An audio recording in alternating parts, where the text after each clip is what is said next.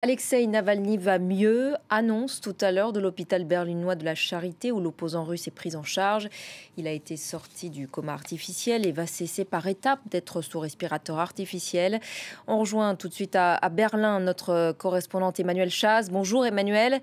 L'opposant numéro 1 au Kremlin semble se remettre peu à peu de son empoisonnement.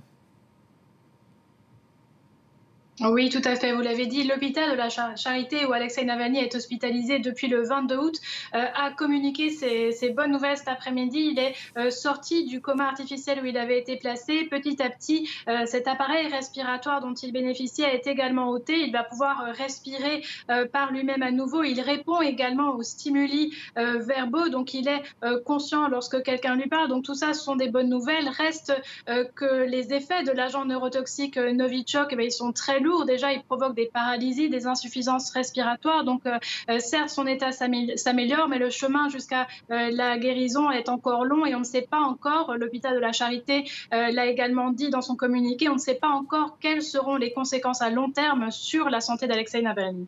Et les tensions diplomatiques restent très vives autour du sort d'Alexeï Navalny. Berlin maintient la pression sur la Russie pour l'ouverture d'une enquête. Tout à fait. Forte pression de Berlin sur Moscou. Berlin demande fermement des explications au Kremlin avec la chancelière allemande Angela Merkel qui a été très ferme. Il y a quelques jours, lorsque l'empoisonnement d'Alexeï Navalny a été avéré, elle a déclaré qu'il s'agissait d'un crime, d'une tentative de meurtre et que ce crime ne correspondait en rien aux valeurs qui sont les nôtres, a-t-elle dit.